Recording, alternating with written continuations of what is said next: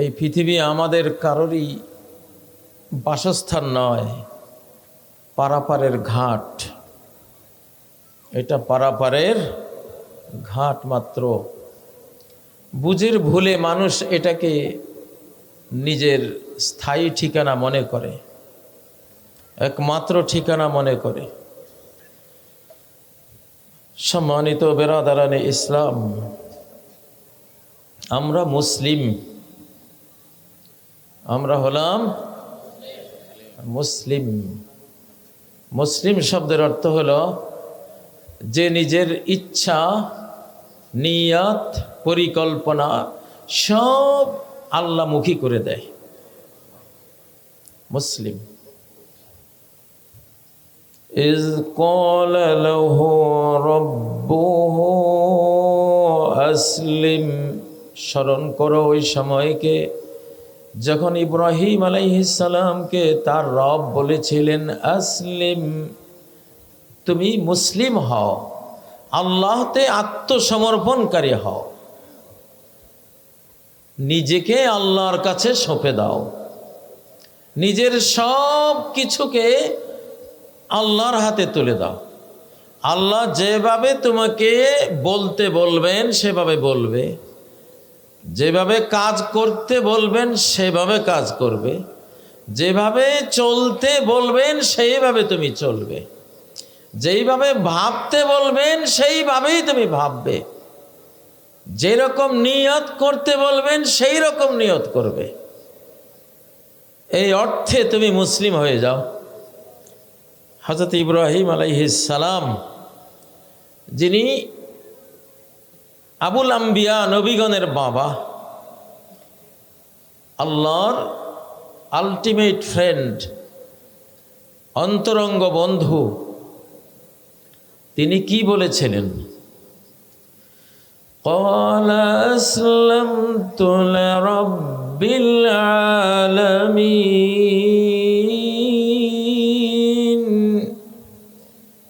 বললেন আমি রব্বুল আলামিনের সামনে নিজের সব কিছু আমি সঁপে দিলাম। কারা কারা রাজি আছি? সমস্ত কিছু আল্লাহর হাতে তুলে দিলাম। আমরা তো মুসলিম, ঠিক না? তাহলে আমি যখন মুসলিম হব, আমার কথা ইসলামিক হইতে হবে, ঠিক না? কোরআন মতো হতে হবে। আমি বিপদে পড়লেও বলবো আলহামদুলিল্লাহ, সম্পদ পেলেও বলবো আলহামদুলিল্লাহ, সুস্থ থাকলেও বলবো আলহামদুলিল্লাহ, অসুস্থ হলেও আলহামদুলিল্লাহ। রোগের এত সওয়াব আল্লাহ দেবেন কিয়ামতের দিন, এত পুরস্কার দিবেন রোগীদেরকে তাদের রোগের উপরে, রোগের কারণে। সকল রোগী কিয়ামতের ময়দানে বলবে, হায় রে, যদি আরো আরো কত রোগ আমার হইতো, আজকে কত সওয়াব পাইতাম। কিন্তু দুনিয়াতে তো একটু অসুখ হলে বাবারে, মারে, গেছি রে, আমরা এগুলি শুরু করি, ঠিক না? তার রোগের সওয়াবটা নষ্ট হয়। নবী সাল্লাল্লাহু আলাইহি ওয়াসাল্লাম কোন রোগী দেখতে গেলে মাথায় হাত দিতেন, বলতেন তহুর লা বাস ইনশাআল্লাহ, তুমি খুব ভালো আছো, তহুর, খুব ভালো আছো। মানে মনকে তার সাহসী করে তুলতেন, মনোবল দিতেন। মনোবলেই তো অর্ধেক রোগ সেরে যায়। আর মনোবল যদি খুব চূড়ান্ত মনোবল দিতে পারে, তাওয়াক্কুল আলাল্লাহ দিতে পারে, পুরো রোগ সেরে যায়। মহানবীজি মাথায় হাত দিয়েই তার আধ্যাত্মিক চিকিৎসা করতেন, স্পিরিচুয়াল। মন দুর্বল হলে শরীর কি হয়? দুর্বল হয়। ছাত্র জীবনে আমরা দেখতাম পরীক্ষার আগে অধিকাংশ ছাত্রের আমাশা হয়, ডিসেন্ট্রি হয়। কেন? পরীক্ষার ডরে। কিসের ডরে? পরীক্ষার ডরে, ফেল করার ডরে মন যখন দুর্বল হয় ডিসেন্ট্রি হয়ে যায়, পেট খারাপ হয়, ডায়রিয়া হয়। আর মন সবল থাকলে এগুলি হয় না, মানুষ সুস্থ থাকে। ও ভাইয়েরা, এই জন্য মানুষ বিপদে পড়লে যখন হাহুতাশ করে, বিপদে পড়লে যখন বলে আমি কি দোষ করছি, আল্লাহ কি আর কাউকে দেখে নাই, তুমি আমার কেন এত বিপদ দিলা, এরকম কথা হয় কি না? এটা মুসলিমের চরিত্র না, মুসলিম চরিত্র না, মুসলিম কালচার না, এটা হলো কাফের চরিত্র। কেমন? আল্লাহ বলেন ইজা মাসসাহুল খায়রু মানুআ ওয়া ইজা মাসসাহুশ শাররু জাজুআ। যে আল্লাহতে অবিশ্বাসী অমুসলিম সম্পদ পেলে কৃপণ হয়ে যায়, আর বিপদ পেলে, বিপদে পড়লে জাজুআ, একেবারে হা হুতাশ, গেছি রে, আমার আর কি হবে, বেঁচে থেকে কি হবে, এইভাবে হয়। আমাদের সমাজে এরকম আছে কিনা? এটা মুসলিম এমন হবে না। মুসলিম বিপদে পড়লেও, হযরতে আইয়ুব আলাইহিস সালাম 18 বছর বিপদগ্রস্ত ছিলেন। কত বছর? 18 বছর। সারা শরীর ইতিহাস লেখে পচে গলে পোকা পড়ে গেছে। 18 বছরেও একটা দিন করেন নাই। আল্লাহকে অভিযোগ দেয়া তো দূরে থাকো, উহু করেন নাই। কেমন নবী ছিলেন? একদিন ওনার দুই বন্ধু বলতেছে, লাকাদ আযনাবা আইয়ুব যামবান, নিশ্চয় আইয়ুব এমন কোন বড় গুনাহ করেছে, তাকে মুনযু সামানিয়াত আশারা আমান, 18 বছর হয়ে গেল, লাম ইয়ারহামহুল্লাহ, আল্লাহ তারে দয়া করলো না। কত বড় গুনাহ করেছেন, হয়তো না জানি কত বড় গুনাহ করেছে। আসলে তো আল্লাহর পরীক্ষা, এখানে গুনাহ না, আল্লাহ তার বন্ধুত্বের পরীক্ষা দিচ্ছেন। মুমিনের জীবনের সবই পরীক্ষা, মুমিনের জিন্দেগির সব কি আইয়ুব আলাইহিস সালাম এই কথা শুনে উনি বললেন, তোমরা তো বলছো আমি কি পাপ করেছি, অথচ আমি মানুষটা কেমন। আমি রাস্তা দিয়ে যখন হেঁটে যাই, যখন শুনি দুইটা লোক ঝগড়া লাগছে, ঝগড়ার মধ্যে একজন যখন আল্লাহর নাম নিয়ে কসম করে, তখন আমি সাথে সাথে বাড়ি ফিরে যাই। আমি বাড়ি ফিরে গিয়ে আমি মনে মনে ভাবি, এই লোক যে আল্লাহর নাম নিয়েছে, ঝগড়ার সময় হয়তো মিথ্যা কসম করেছে। ঝগড়ার সময় মিথ্যা কসম তো অনেকে করে। আমি তার ওই কসমের কাফারাটা আমি নিজে আদায় করে দেই, যে আল্লাহ আমার সামনে ওই লোক তোমার নামে কসম করেছে, যদি মিথ্যা হয় আমি কাফারাটা আমি দিয়ে দিলাম, তুমি রাগ হইও না। আর তোমরা বলতেছো আমি কত বড় পাপ করেছি, আমি তো আরেকজনের পাপ থেকেও আল্লাহর কাছে আমি ক্ষমা চাই, কাফারা আদায় করে দিই, যাতে সে ক্ষতিগ্রস্ত না হয়। এই কথার পরে আইয়ুব আলাইহিস সালামের স্ত্রী প্রতিদিনকার মতো ওনাকে জঙ্গলে নিয়ে গেলেন, ওনার মানবিক প্রয়োজন পূরণের জন্য নিয়ে গেলেন। অপেক্ষায় আছেন আইয়ুব আলাইহিস সালাম আসবেন। বহুক্ষণ হয়ে গেল, আসেন না আসেন না আসেন না। বহুক্ষণ পরে এক তরুণ আসতেছে, যুবক আসতেছে। যুবককে দেখে তার স্ত্রী জিজ্ঞাসা করলো, হাল রাআইতা নবিয়াল্লাহ হাযা আইয়ুব, আল্লাহর এই নবী আইয়ুব আলাইহিস সালাম, অসুস্থ আইয়ুব আলাইহিস সালামকে আপনি কি দেখেছেন?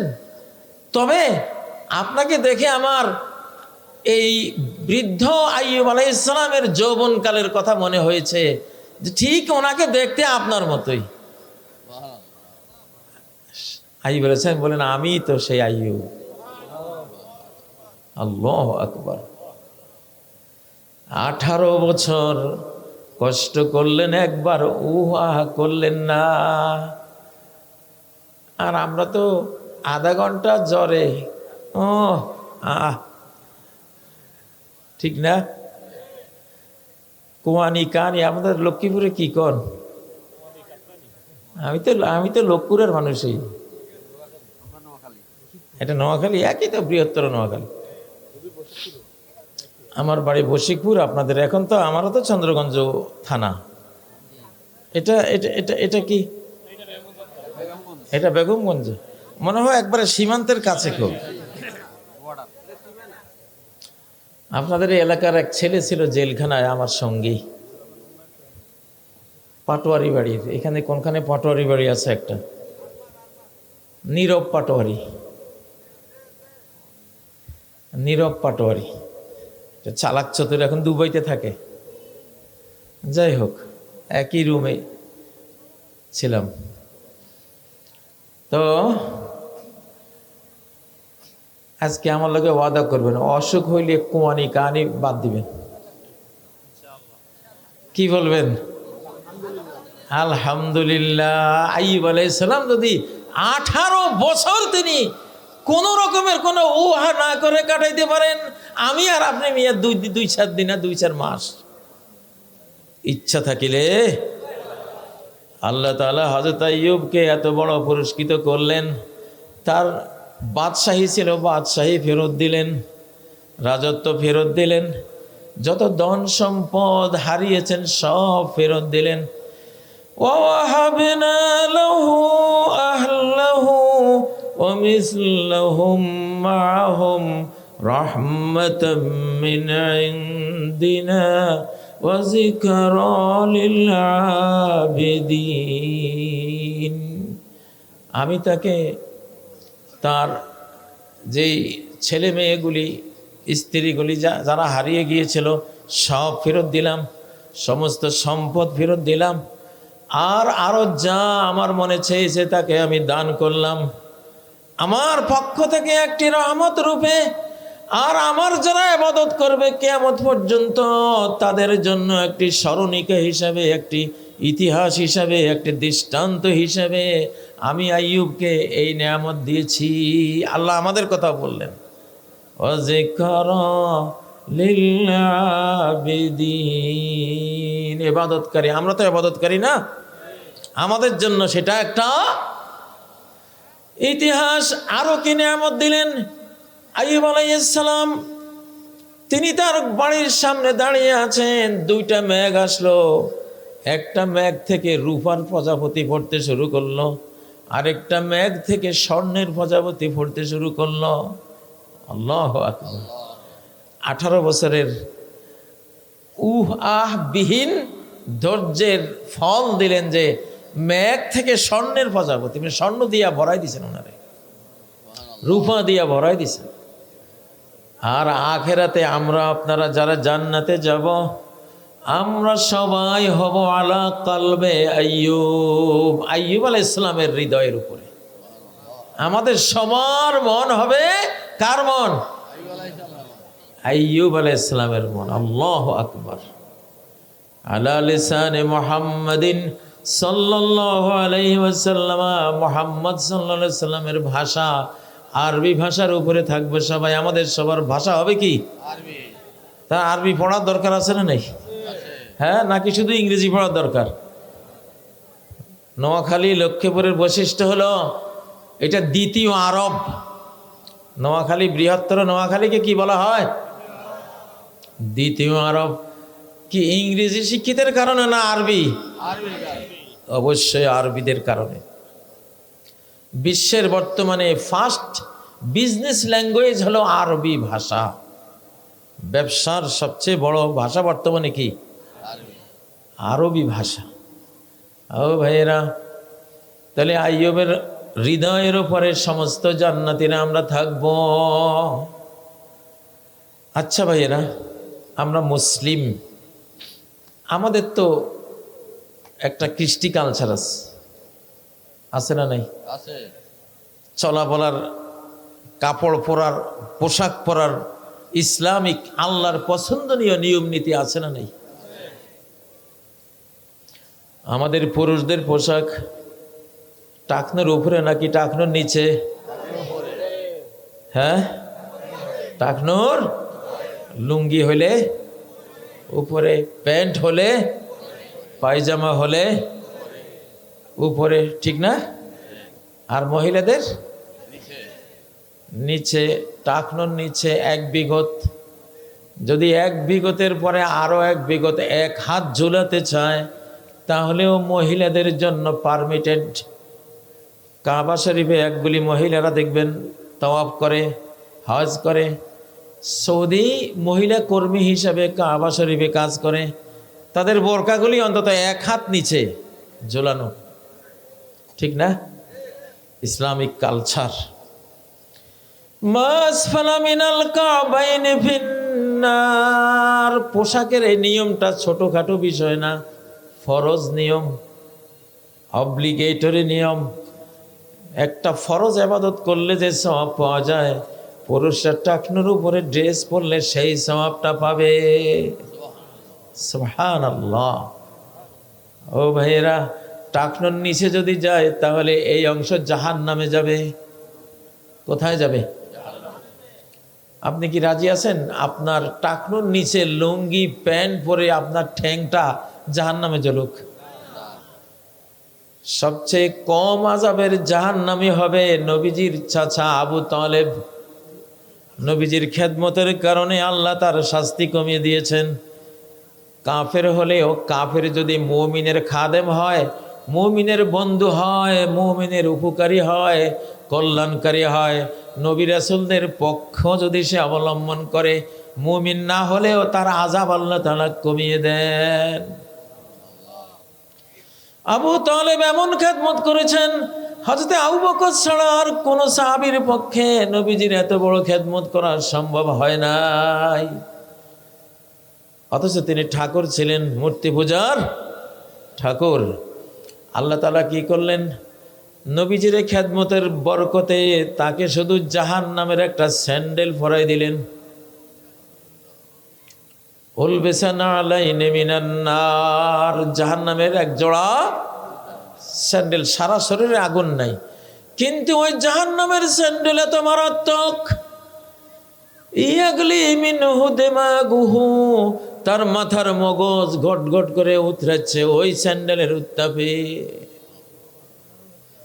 আবু তালেব ভাবছে আমার মতো আযাব বুঝি জাহান্নামে আর কারো নাই।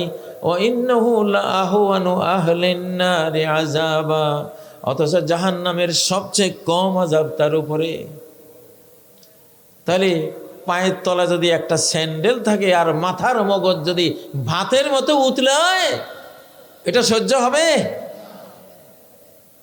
কারা কারা টাকনোর উপরে যে এটা দিস ইজ মাই কালচার, এটা আমার ধর্মীয় অনুশীলন, অনুশাসন, দিস ইজ মাই কালচার, এটা আমার সংস্কৃতি, হাজি সুন্নত মুহাম্মাদিন সাল্লাল্লাহু আলাইহি সাল্লাম, এটি মুহাম্মদ সাল্লাল্লাহু আলাইহি সাল্লামের সুন্নাত, তার লাইফ স্টাইল। কারা কারা এটা মানবেন? আল্লাহ তুমি তৌফিক দেন। হাত নামান। এক সাহাবী টাকনুর নিচে কাপড় পরা অবস্থায় নামাজ পড়ছে। নবীজি দেখেছেন, আবু দাউদের হাদিস, ফাআমারাহু আন ইউইদাল ওযুআ ওয়াস সালাহ। নবীজি বললেন, যাও ওযুও করো, ওযু দৌড়াও, নামাজও দৌড়াও। কি কারণ? টাকনুর নিচে কাপড় পরার কারণে ওযুও করাইছেন আরেকবার, নামাজও আরেকবার পড়াইছেন। আচ্ছা, এটা তো গেল টাকনুর নিচের অবস্থা। প্যান্ট পরলে নাভির উপরে থাকবে না নাভির নিচে থাকবে? এক সময় আমি প্যান্টওয়ালা দেখতে পারতাম না, যে কোনো প্যান্টওয়ালারে, প্যান্ট আসলে তো এটা কুলি মজুরের পোশাক। প্যান্ট হলো কার পোশাক? লেবারের পোশাক। এটা আমেরিকা ইউরোপের লেবাররা যখন আধুনিক যন্ত্রপাতি মেশিনারিজ আবিষ্কারের পরে লুঙ্গি বা ঢোলা ঢালা পোশাক পরে কারখানায় ইন্ডাস্ট্রিতে ঢুকলে অনেক সময় কাপড় পেঁচাইয়া অনেক লেবার মারা যাইত। এই অবস্থা দেখার পরে লেবারেরা এই প্যান্ট আবিষ্কার করছে যে এইটা এমন সংক্ষেপ হবে যে মেশিনে এটা ধরতে পারবে না, আমাকে মারতে পারবে না। তাহলে এই ড্রেসটা কার? এটা কুলি মজুরের লেবাস। সত্যি আপনি এই কাবা শরীফে যান, মদিনা শরীফে যান, আরবরা যে এরকম এরকম কালো গাউন পরে, জুব্বা পরে, একবারে টুপি পাগড়ি মাথায়, এদের পাশে যখন এই শার্ট প্যান্টওয়ালা কাউকে দেখেন, আস্তা কুলি, এটা কম্পেয়ার করলে কেমন দেখা যায়? ঠিক না ঠিক? ও ভাইয়েরা, টাকনুর নিচে যদি পোশাক যায় তাহলে নামাজ পড়লে নামাজ হয় না, অজুও যায়। তো একসময় যে আমি প্যান্ট পরা পছন্দ করতাম না, এখনো করি না, কারণ এটা অর্ধ উলঙ্গ পোশাক, অর্ধ উলঙ্গ। মানুষের নাভি থেকে হাঁটু পর্যন্ত পুরুষদের চামড়াও ঢাকতে হয়, স্ট্রাকচার অবয়বও ঢাকতে হয়, দুইটাই ফরজ। একটা মহিলার তার শরীরের চামড়াও ঢাকা ফরজ, তার দেহের কাঠামো ঢাকাও কি ফরজ। কয়টা এখানে? মানুষ মনে করছে একটা ফরজ, কোথা একটা গায়ে দিলেই হইল। মহিলারা এখন প্যান্ট পরে, এগুলির নাম হাদিসে আসছে নিসাউন কাসিয়াতুন আরিয়াত, পোশাক পরা উলঙ্গ। পোশাক আছে, চামড়া ঢাকছে, কিন্তু কাঠামো ঢাকে নাই, পোশাক পরা উলঙ্গ। মিন আহলিন নার, এই শ্রেণীর নারীরা নবীজি বলে গেছেন, আমি বলছি না ভাই, আমারে দোষ দেবেন না।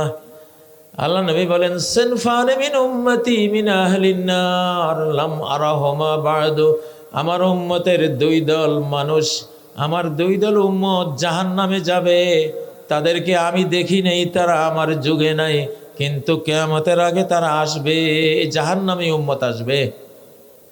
সেই জাহান্নামী উম্মতের একদল হলো নারী, আরেক দল হলো পুরুষ। পুরুষ হলো পুলিশ বাহিনী, নিরাপত্তা বাহিনী, রিজালুন মাহুম সিয়াতুন কাজনাবিল বাকার ইয়াদরিবুনা বিহান নাস। ওই নিরাপত্তা বাহিনী গরুর লেজের মতো বড় বড় লাঠি তাদের হাতে থাকবে, মানুষদেরকে মারবে।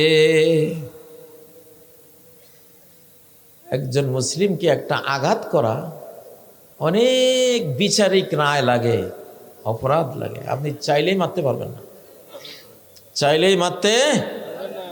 একজন কৃতদাসীকে একটা ছোট্ট বাচ্চা থাপ্পড় দিয়েছিল, নবীজি বললেন স্বাধীন করে দিতে হবে। এই কৃতদাসী রাখতে পারবো না, কেন থাপ্পড় দিলা? কোন অধিকার বলে থাপ্পড়টা দিলা? দাম যদি 20 লক্ষ টাকা হয়, 20 লক্ষ টাকার দাসী স্বাধীন করে দিতে হবে, মুক্ত করে দিতে হবে, না হলে জাহান্নামে যাবা। ও ভাইয়েরা, গত ফ্যাসিবাদের আমলে কত মায়ের খাইছে আমরা সবাই, ঠিক না? ইয়াদরিবুনা বিহান নাস, লাঠি লইয়া মনে হয় যেন ওরা জমিদার আর আমরা সবাই কি জমিদারের প্রজা নাকি, এরকম মায়ের খাইছি না? এই নিরাপত্তা বাহিনী নবীজি সিল মাইরা দিছেন, এগুলি জাহান্নামী, মানবাধিকার লঙ্ঘন করেছে, মানুষের মর্যাদা নষ্ট করেছে। কেন করবা? তখন শুনতাম মাছের রাজা ইলিশ, দেশের রাজা পুলিশ। বাপরে বাপ, 5ই আগস্টে আল্লাহ এমন এক শিক্ষা দিয়ে দিছে, জীবনে আর পুলিশ বাহিনী কথা কইতো না, যদি আকল থাকে, ঠিক না ভাই? আমরা পুলিশ বিরোধী না, পুলিশের মধ্যে যারা অত্যাচার করছে তারা, ঠিক না? সব পুলিশ কি এরকম? বহু পুলিশ আছে, আমরা জেলখানায় গেলে কত মেহমানদারি করেছি, কত সম্মান করেছি, কত আমাদের জন্য চোখের পানি ফেলছে, তাদেরকে আমরাও ভালোবাসি, আল্লাহ ভালোবাসে। কিন্তু খারাপ হলে ভাই তোমার খবর আছে, একেবারে জাহান্নামে সিল মারা, জাহান্নামের। আর দ্বিতীয় গুরু বলে মহিলা, নিসাউন কাসিয়াতুন আরিয়াত, মহিলা পোশাক পরেছে কিন্তু উলঙ্গ, শার্ট প্যান্টওয়ালা, বুঝলেন না? আছে নিচন্দ্রগঞ্জে, আছে, হয়েছে কাম।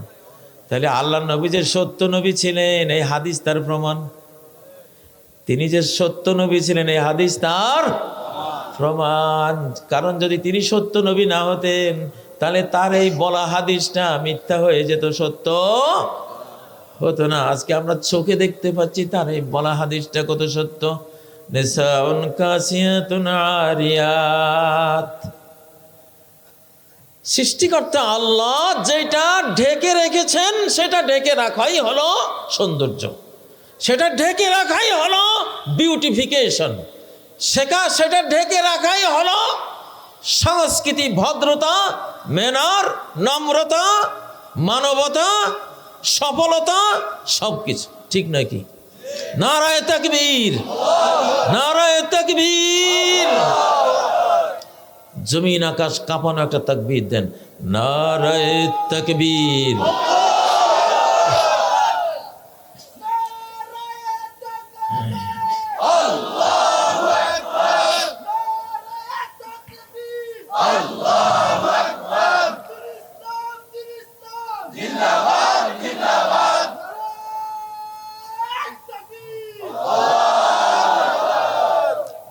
ও ভাইয়েরা, ইসলাম এখন এমন একটা অবস্থা হয়েছে, পশ্চিমা নারীরা, আমাদের এই মেয়েরা যেসব নারীদেরকে দেখে এরকম শার্ট প্যান্ট পরে, শার্ট প্যান্ট ওয়ারিরা সব হেদায়েত হয়ে যাচ্ছে।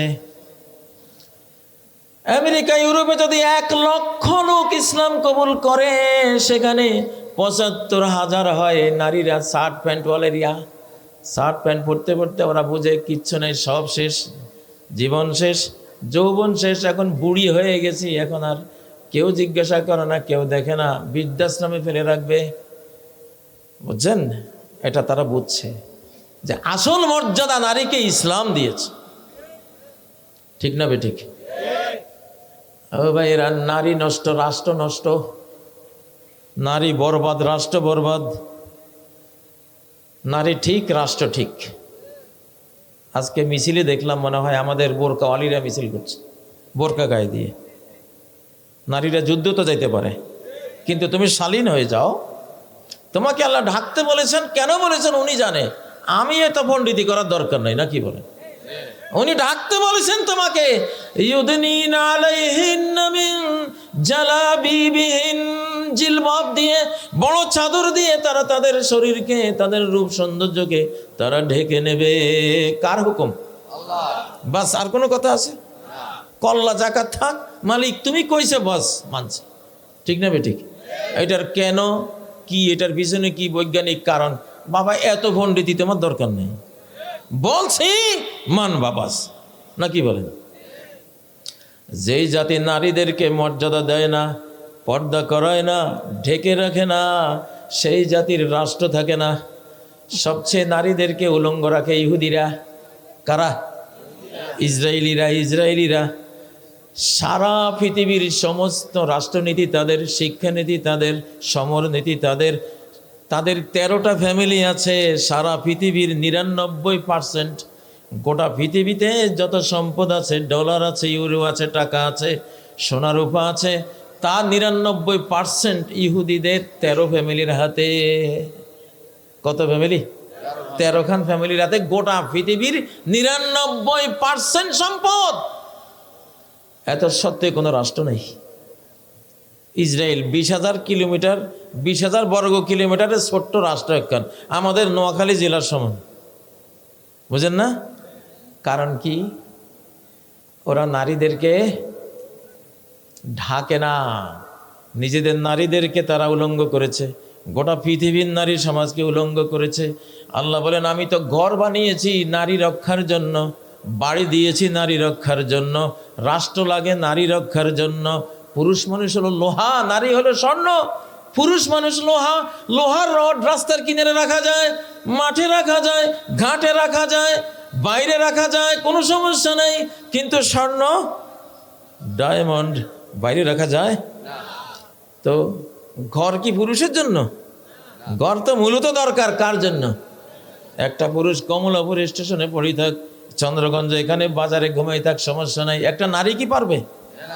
নারীর জন্য ঘর, কোটি কোটি ঘর মিলে একটা রাষ্ট্র। ঠিক না? এই জন্য পৃথিবীতে কোনো পিতৃভূমি নাই, আছে? সারা পৃথিবীর কোথাও একখান পিতৃভূমি নাই, সব মাতৃভূমি। সব কি ভূমি? সব কি? মাতৃভূমি মানে মায়ের জন্য অর্পণ করা ভূমি, মা রক্ষার জন্য ভূমি। সারা পৃথিবীতে কোনো পিতৃভাষা নাই, সব ভাষা মায়ের ভাষা, মাতৃভাষা, ঠিক নয় কি? এই জন্য এই শেষ জমানায় এখন 7 মহাদেশ মুসলিমরা দখল করবে। কেন দখল করতে পারবে? মুসলিমরা একমাত্র আল্লাহর এই বান্দীদেরকে, নারী জাতিকে মুসলিমরা শালীনা রাখে, সম্ভ্রান্ত পোশাকে রাখে, হিজাব পরিয়ে রাখে, ঠিক না? সারা মুসলিম জাহানে আফগানিস্তানকে সবার আগে আল্লাহ তাআলা ইসলামী শাসন দিয়েছেন। সবচেয়ে বড় কারণ হলো আফগানিস্তানের নারীদের মতো এত হিজাবি নারী, মাহজুবা নারী, এত পর্দাশীলা নারী পৃথিবীর কোন রাষ্ট্রে নাই এখনো। তাদের বোরকাগুলি অন্যরকম, চোখগুলো ওরা দেখায় না। আফগান নারীরা, ইমাম বুখারী যারা জন্ম দিয়েছে, ইমাম মুসলিমকে যারা জন্ম দিয়েছে, ইমাম আবু দাউদকে যারা জন্ম দিয়েছে, ইমাম তিরমিজিকে যে নারীরা জন্ম দিয়েছে, ইমাম ইবনে মাজাহ, ইমাম নাসাই, ফখরুদ্দিন রাজি, সবচেয়ে হাদিসের যত বড় বড় ওস্তাদ সব ওই অঞ্চলের মায়েরা জন্ম দিয়েছে, ঠিক নাকি? এখনো মক্কা মদিনায় গেলে আফগানিস্তান, তাজিকিস্তান, তুর্কিমিনিস্তান অঞ্চলের নারীদেরকে দেখলে দেখা যায় ঢোলা ডালা পোশাক। ওই আগের সেই নিয়মটা এখনো আছে। তাহলে ও ভাইয়েরা, যারা নারীদেরকে যত বেশি রক্ষা করবে তাদেরকে রাষ্ট্র তত বেশি আল্লাহ দিবেন। শেষ জামানায় আমেরিকা যেহেতু নারীকে রক্ষা করে না, ইউরোপ নারীদেরকে ঢাকে না, তারপরে অস্ট্রেলিয়ানরা ঢাকে না, রাশিয়ানরা ঢাকে না, কোনো মহাদেশের আফ্রিকানরাও তেমন ঢাকে না। এই জন্য আল্লাহ চুজ করেছেন শেষ জামানায় কোন জাতি নারীদেরকে আমার বান্দিগুলিরে ভালো রাখবে, আল্লাহ দেখেছেন মুসলিমরা রাখবে।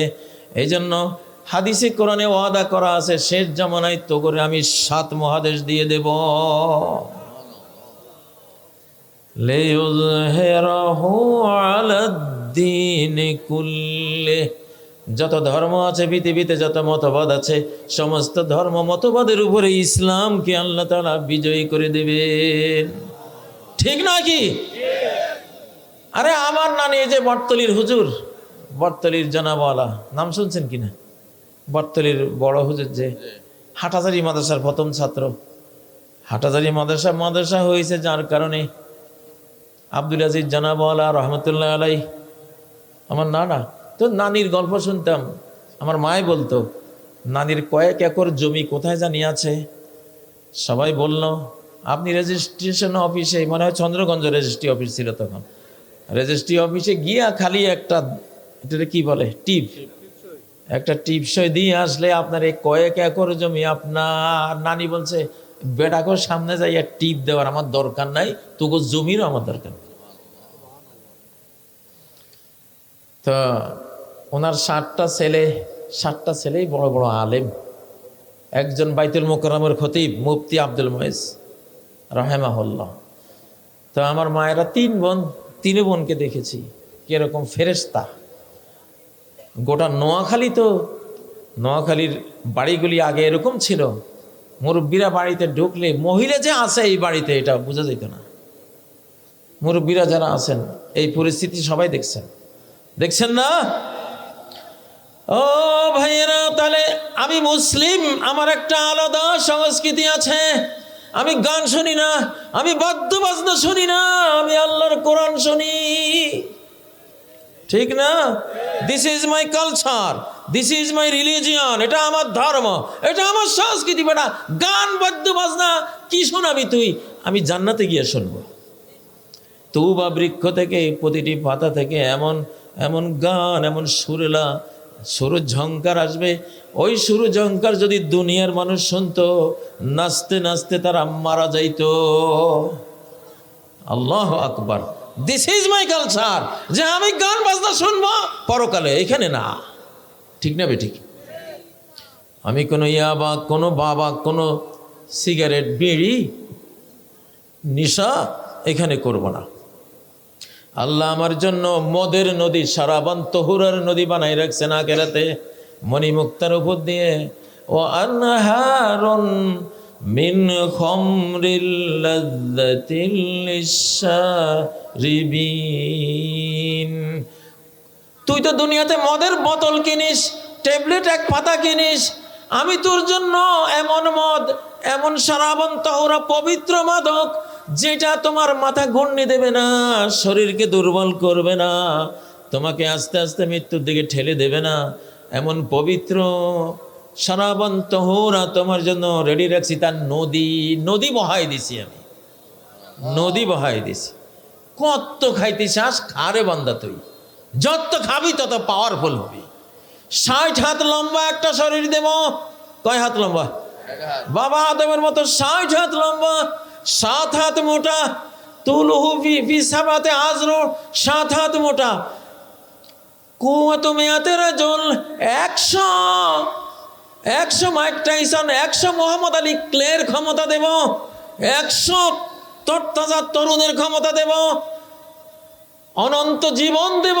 কখনো কোনো রোগ নাই, কোনো ব্যাধি নাই, কোনো পেশাব পায়খানা নাই, কখনো কোনো তোমার মৃত্যু নাই, মরণ নাই। 33 বছর জীবন দিয়া ছেড়ে দেব, আজীবন তুই 33 থাকবি। ট্রিলিয়ন ট্রিলিয়ন ট্রিলিয়ন, কখনো শেষ না হওয়া জীবন ওই 33-এ থাকবে, কখনো 34 হবে না। এরকম জীবন কে চান? আল্লাহ, আমি চাই। আল্লাহ, আল্লাহ, আমার বন্ধুরা, আমার বেরাদারান ইসলাম সবাই, আমরা সবাই চাই, ঠিক না বে ঠিক? আমিয়া এইসব দুনিয়ার মদ খাইয়া ওই রাস্তার কিনারে পড়ে থাকার দরকার আছে? একটা নবীজির যুগে মদ খাইছে, মদ খাইয়া তো মাথা ঘূর্ণি দিয়ে রাস্তাত পড়ে গেছে। রাস্তাত পড়ে থাকার পরে কুকুর একটা আসছে। কুকুর একটা আইসা ওর জিব্বা শুইকা পা উঁচু করে পেশাব করে দিছে। তো মদ কটায় দোয়া করে, ইস কেরে তুই এত মানব দরদি, আমার মুখটা ধুইয়া দিছ, তা আল্লাহ তোরে ধুইয়া দেখ। হ্যাঁ, আস্তাগফিরুল্লাহ। কুকুরের পেশাবের মধ্যে কত জারম, আল্লাহু আকবার। কুত্তায় জিব্বা দিয়া কোনো পাত্রে মুখ দিলে নবীজি বলছেন 7 বার ধুইয়া ফেলো, 7ম বারে মাটি দিয়া ধুইবা। ফালিয়াগসিলহু 7 মাররাতিন উখরাহুন্না বিত্তুরাব। 7 বার ধুইবা, 7ম বার মাটি দিয়া ধুইবা। কিরকম জীবাণুওয়ালা, হে কুত্তায় পেশাব করে দিছে। ওই হাদিসটার কারণে জার্মানির এক ডাক্তার এই হাদিসটা রাস্তায় কুড়িয়ে ফেল যে কুকুরে যদি মুখ দেয় তাহলে 7 বার ধুইতে হবে, 7ম বার মাটি দিয়ে ধুইতে হবে। জার্মানির ডাক্তার বলল নিশ্চয়ই কোনো কারণ আছে, আমি পরীক্ষা করি। তাহলে একটা পাত্র আনলো পানি সহ, একটা কুকুর ডেকে আনলো, পানি পান করালো, তারপরে অনুবীক্ষণ যন্ত্র দিয়ে দেখা শুরু করলো, কিলিবিলি করতেছে জারম জীবাণু। ধইল একবার, আবার পরীক্ষা করতেছে, না যায় নাই, আছে, আরেকবার ধইল, 3 বার, 4 বার, 5 বার, 6 বার ধুয়ে দেখতেছে, দূরবীন দিয়া অনুবীক্ষণ দিয়া দেখতেছে যে এখনো অজস্র জীবাণু আছে। তারপরে 7ম বারে মাটির সাথে পানি মিশাইয়া মাটি দিয়া ধুইল, ধুইয়া এবার যন্ত্র সেট করে দেখে একটাও জীবাণু নাই। বলল তাহলে এই কথাটা কার, কোন মহাবিজ্ঞানীর এই কথা, আমি খুঁজে বের করব। খুঁজতে খুঁজতে খুঁজতে খুঁজতে তারপরে বের করলো যে এটা মুসলিমদের নবী 1450 বছর আগে তিনি এই কথা বলে গেছেন। সুবহানাল্লাহ। ও বলল 1450 বছর আগে তো এই অনুবীক্ষণ যন্ত্র ছিল না, জীবাণু দর্শী কোনো যন্ত্র ছিল না।